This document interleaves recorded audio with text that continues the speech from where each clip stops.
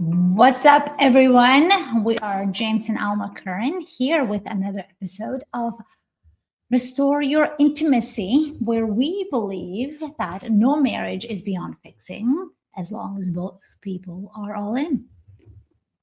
Right on. The topic I want to cover this episode is positive numbers.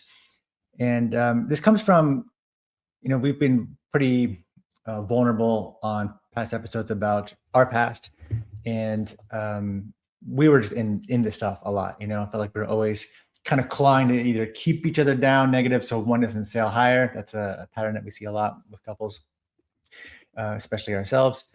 But also just feel like you're digging yourself out of a hole, so in life in general, but especially in a relationship, it can feel like we're just dealing with negative numbers, kind of going from a -7 to a -4. And that's an improvement and that's better than it was. And so that's like enough, and then recently we've had this experience of first being like recognizing that we're neutral or into positive more often, and then getting comfortable with that idea because it is its own identity shift. And for us, it hasn't been natural, comfortable. I mean, it's easy, right? It's easy in the sense of like, okay, this is great. But when we're so used to, through patterning and conditioning and trauma, to be digging out of holes, it's not familiar. And so that's what I want to talk about today.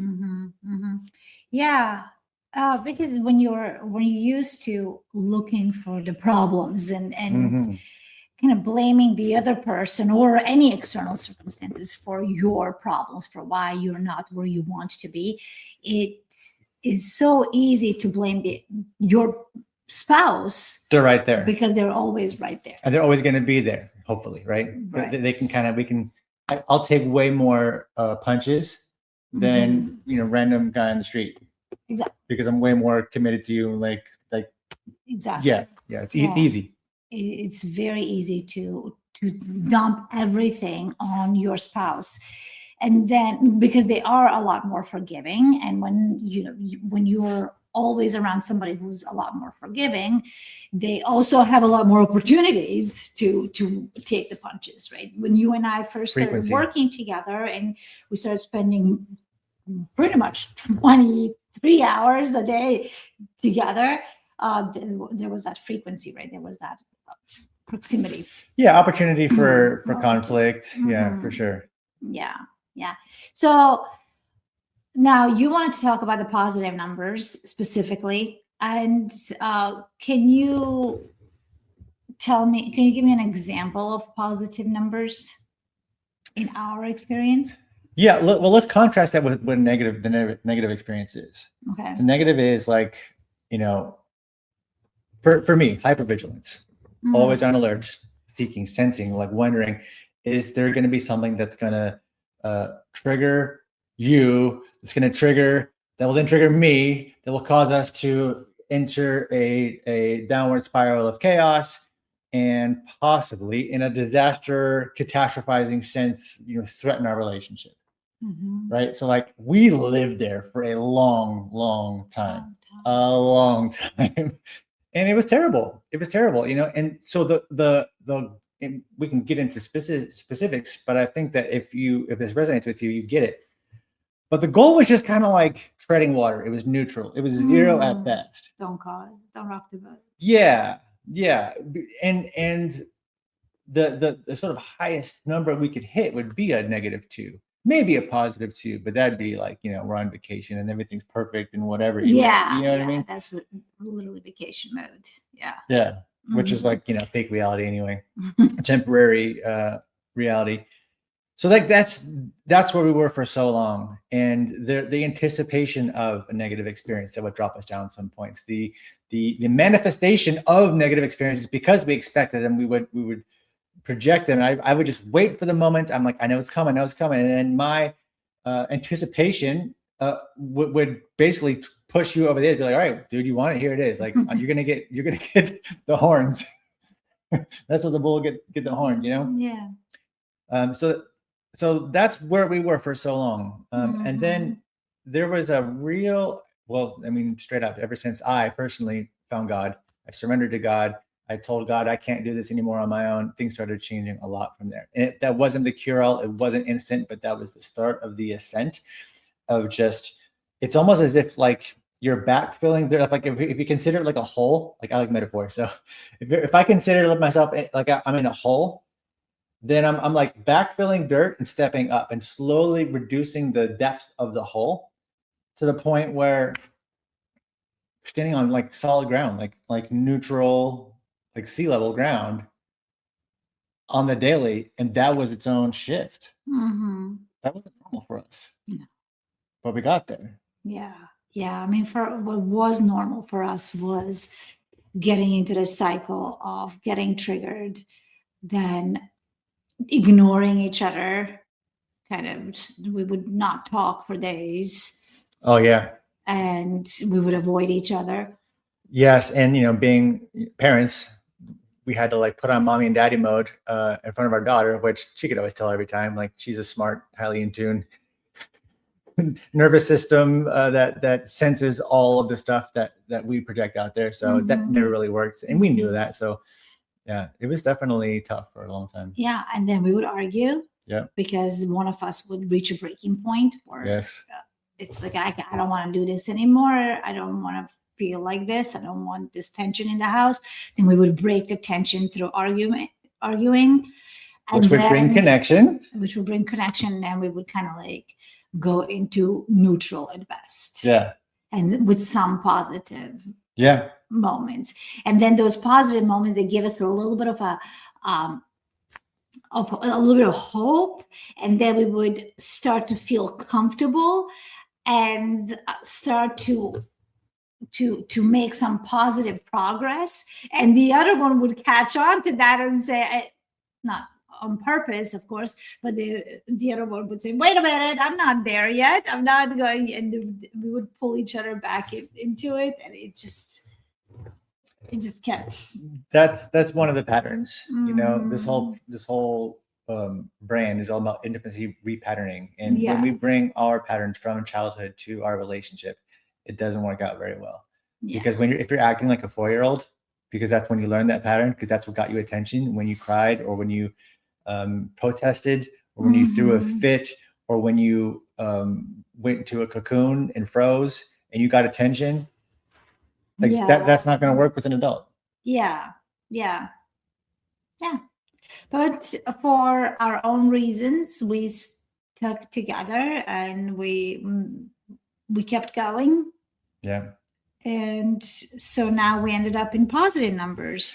Yes, through a bunch of intention, healing, building, and let's talk about positive numbers, because it really started with some of the practices that we did on a regular basis. So I would notice I was always the one receiving the criticism or judgment, or the one that needed to figure this thing the fuck out. So I would notice something and I would make a connection. And then because we're both personal development junkies, like I'd be able to say like, hey, you know that thing that we read that says that this is how it should be? Well, I think we need that right now. So let's put it into this thing. And eventually we got enough of these rules that I created this like a pact, a covenant that we call it. And it's like all the arguments that we had, we found a need that was unmet, and we would write it down. And everything that we needed to do to sort of like prove to each other that we were going to stay with each other, we would write it down in this thing. And this list grew and grew and grew and grew and grew. And first it was handwritten. It was handwritten for a long time. And then we would just add to it. And then we get into another fight. Okay. Yeah. We promised to love first. You know, we're fully committed to this union.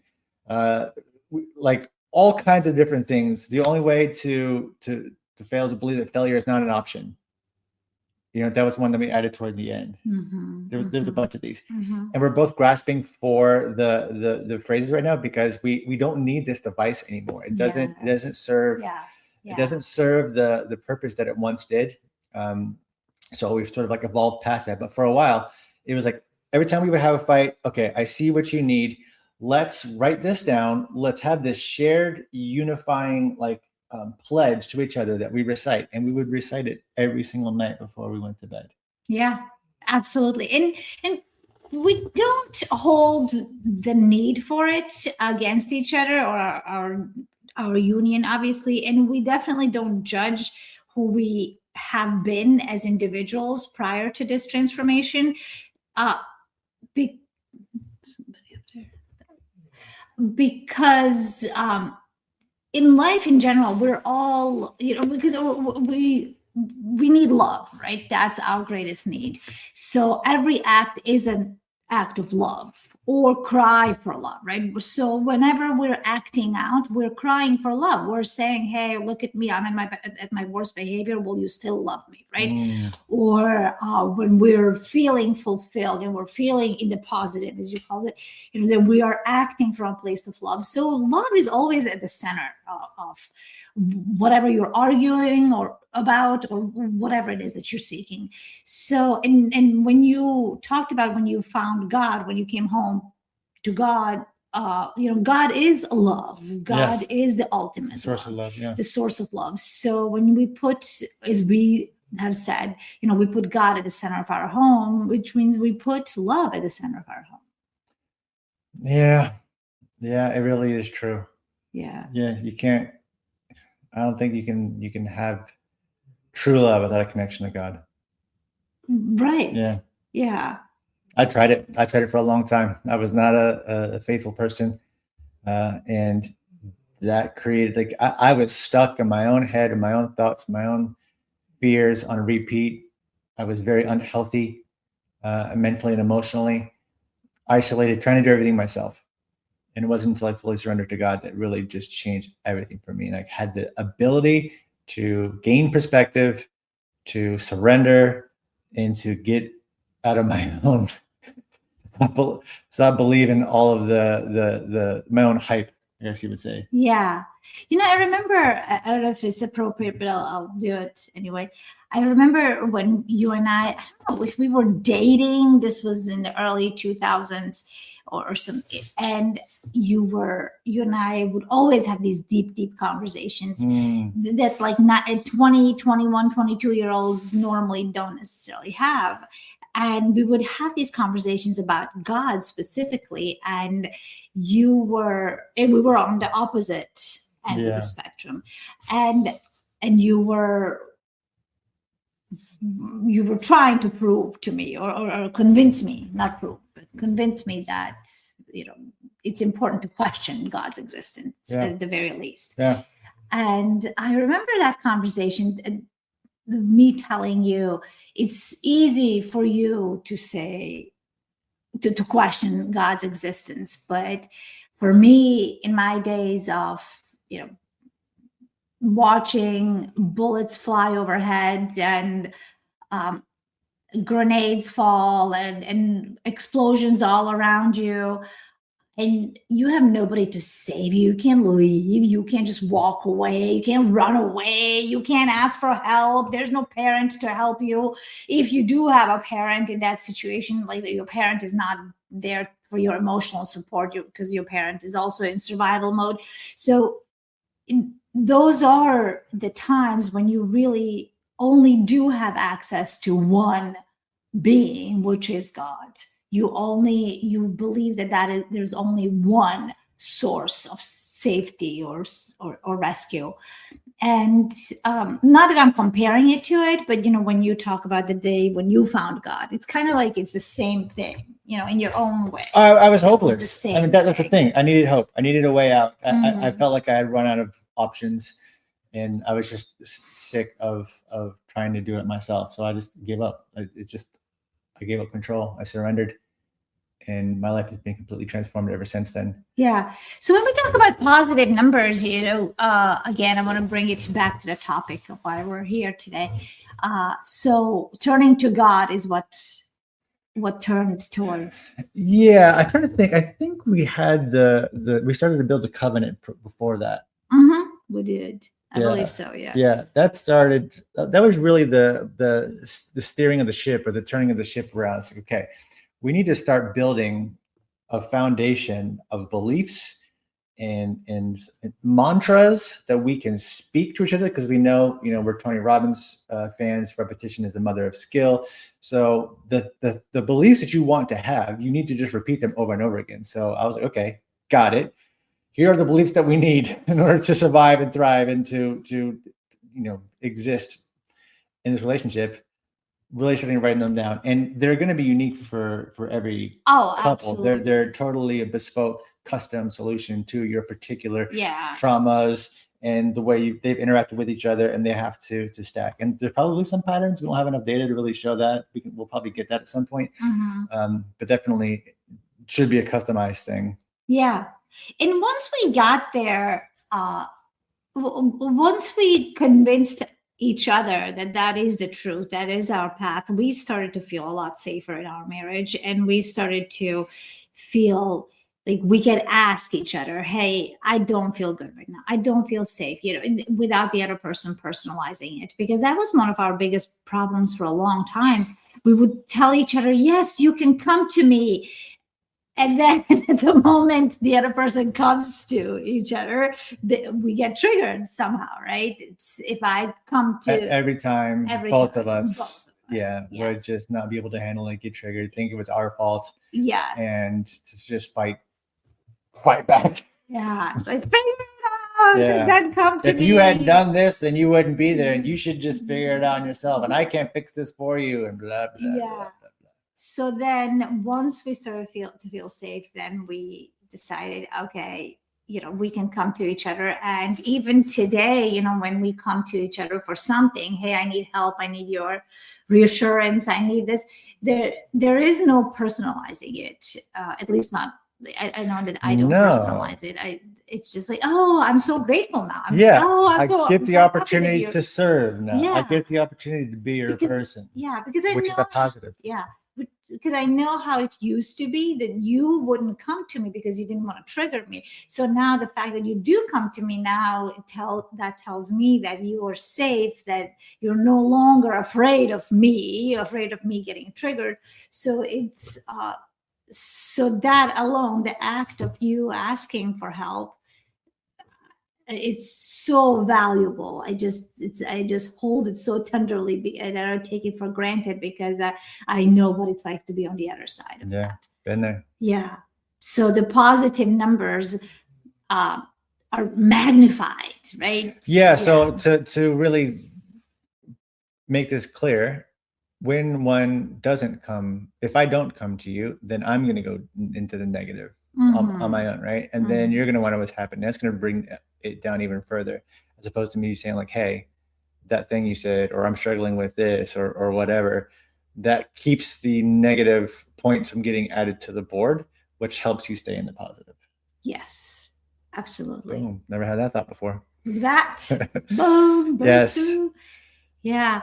And I know that we all have our own challenges, right? It doesn't matter where you come from. I get to work with people who come from places where their peers ended up in gangs, right?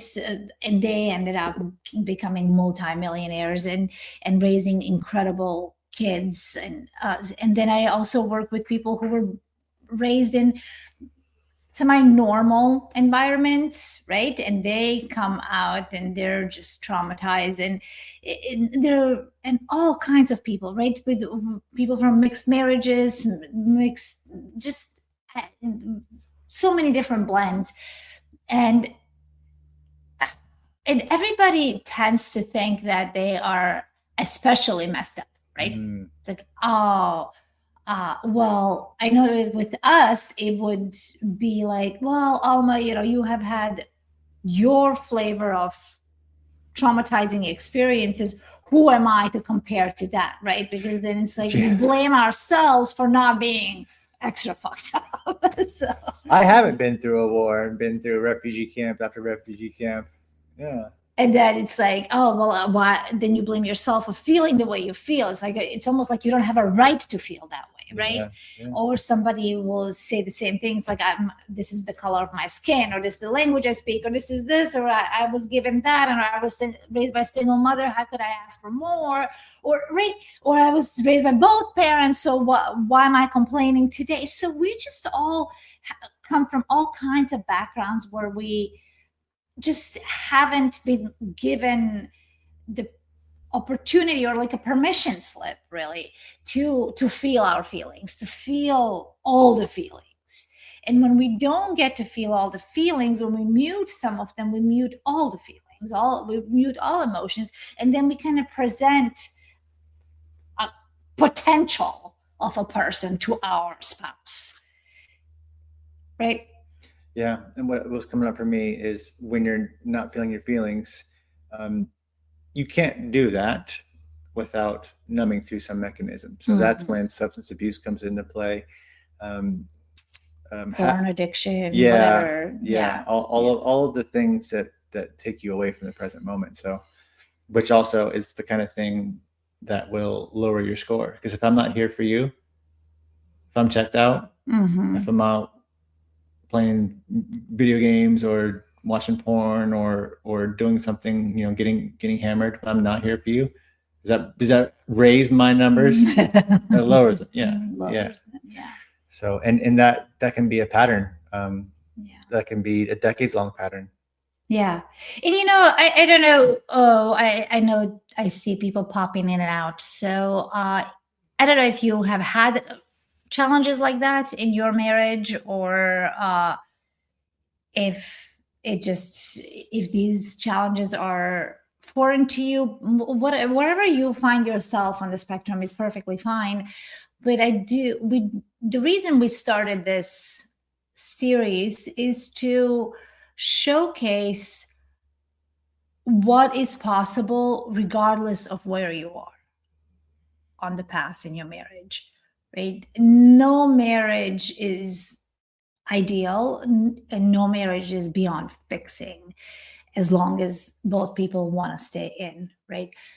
And wherever you are, if you wish that your marriage was a little bit better, or if you and your spouse were more connected, or you feel like you're numbing out, or you feel like, oh, this is as good as it gets, right? Or whatever you're feeling, whatever beliefs you have developed about your specific marriage, you can change those beliefs. It is possible.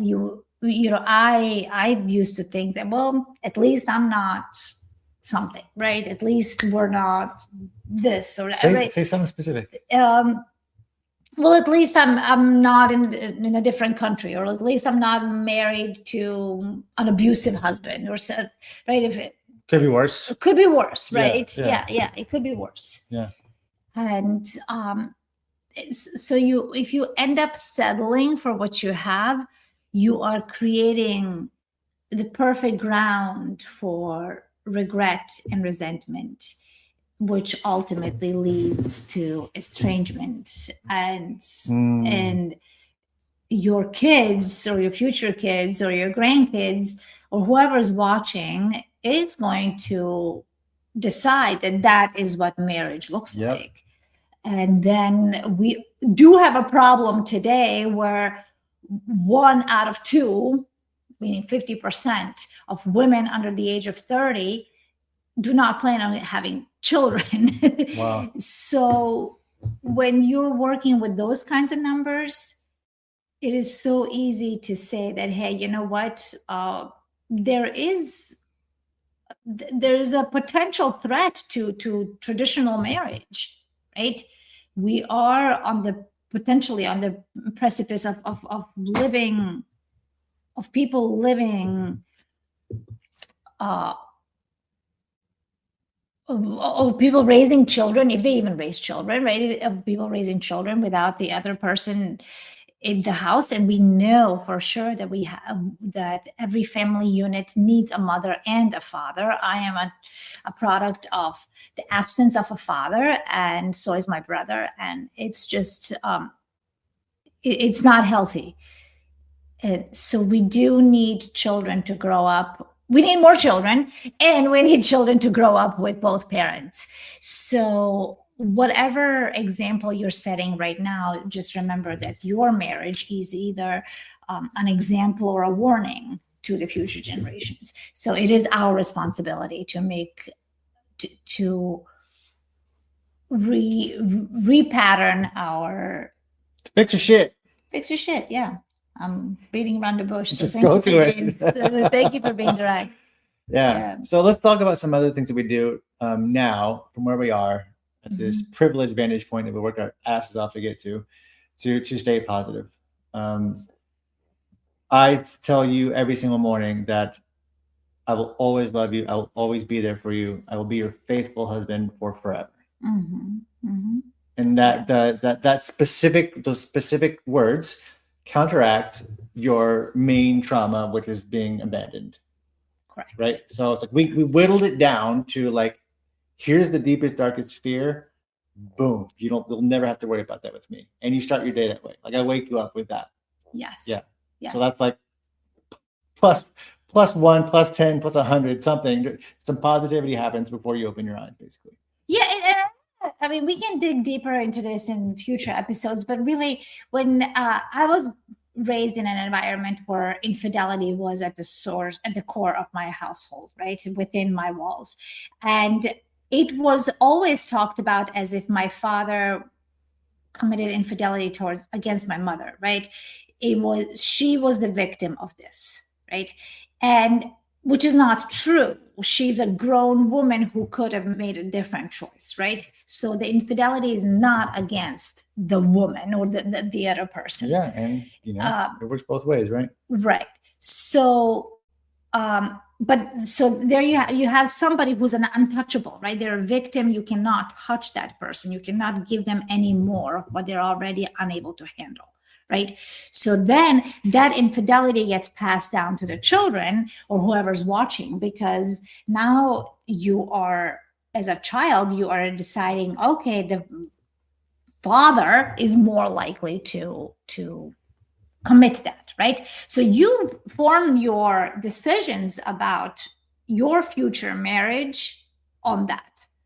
And then, also in my case, my mother was involved with married men. So to me, it was like, yeah, that's what happens, right? It was totally normalized. Anybody can take the man away. Yeah. It's normalized. So for me, that was a massive, terrifying fear. Right. So then I have my own experiences in life. So for me to have my husband today consistently reassure me, probably for the rest of my life, that is a must. And this is the transformation that we have had. James would tell me, well, nobody can give you the safety, and we had a marriage therapist who would say, like you have to create that safety for yourself. Of course, we're all responsible for our own emotions, but anything that could smell like, oh, you're on your own, would trigger that childhood wound for me. Yeah. Yeah. We had advice is not one size fits all. I'll say that. Exactly. Yeah. Yeah. So when you understand that, hey, in our union, in our marriage, this is a must, this is non-negotiable. I have to be reassured probably for the rest of my life. And you as the man in this relationship, you have to make a decision. Hey, am I willing to sound like a broken record for the rest of my life? With pleasure. And that's what it is, right? So that's what worked for us. Choosing, it's like maybe in some sort of a book or course or a therapy program or a coaching program, this wouldn't apply, but for this particular marriage, this is a must. Yeah. And that's what's powerful about the intimacy repatterning framework is it isn't one size fits all. It's bespoke. You have to create your plan. You have to find out what the specific triggers are, what the childhood trauma was, what patterns are you carrying out in your relationship. What wound have you exposed that was from your childhood that is now present here that you could just, shove each other's face in the shit if you wanted to, but if you take a step back and look, actually, this happened way back there, and I'm just putting this on you now because this is the most recent version of it. When you can stop doing that, and find out what your specific things are that are going to be different for every couple, it is actually long lasting. Absolutely. And in our case, also with you, because emotions were just to be shoved aside, like they shouldn't could not be exist. expressed. Yeah, they could not be expressed because everything was just kind of like humorous or dismissed or whatever. Just let's just not feel strong emotions. So for you, failing, making mistakes, doing anything that could potentially cause strong emotions was to be avoided at all costs. Yeah. So even with your, as I said yesterday, you know, like your brain is not for sale. We both know based on your IQ results that you're at the genius level, but the way that your brain works, the way that you solve it, the way that you see problems quicker than anybody else, and at the rate of speed that you can actually create a solution for that problem is remarkable. And I'm honored to witness that every single day. So when we think about someone like you at the genius level of intelligence that you actually are, to be wasted because you're not allowed to feel feelings is crazy. So for you, it has been so important for me to tell you every day that I love you forever until we die, regardless of what you feel. That has been transformational, which has allowed you to go much faster in every area. So that the bottom of this whole conversation here is that just figuring out what it is for you that you're trying to avoid, right? Talking about because you're afraid of triggering the other person, and being willing to go on this messy, turbulent journey towards the light is everything. It is. And once you turn that corner, once you have above ground and, you know, and you're in the positives as a stable point, then it's about building up the habits to stay in the positive. One of the things that I decided recently was that this flower vase right here, I'm going to make sure there's always fresh flowers in it, right? So they last as long as they last. And when they start getting droopy, it's like, okay, time to go to the store and get some more, you know? So that's another thing that adds positivity to your world. Yeah. And good thing we have a whole wall of hydrangeas. In a couple of months, you're going to be able to see them. Right now, it's winter. Yeah. So you can just clip them there. You don't even have to buy them. Boom. Save money, baby. Still earn points. Still earn points. It's like getting flights with airline miles or something. Doesn't matter where they come from. What matters is that base is never. It won't be. Yeah. Cool. So building up those habits, being willing to see, hey, what is it? What is it that hurts you that I do, right? What is it? And the ability to sit with that and the ability to say, okay, I'm going to turn this around. It's not like I'm going to try or I'm going to work on it, right? I will turn this around, but please be patient with me. Please give me time. Please give me grace. And we're going to be 180. Right in this, and work your ass off like your life depends on it, because your life does depend on it. Your children's lives depend on it. Your grandchildren's lives depend on it. I mean, the future of humanity depends on what you do with your marriage. So change the individual and change the family. Change the family, change the neighborhood, community, the world, state, country, world. Yeah. Boom. All right. That's it from us. See you next time.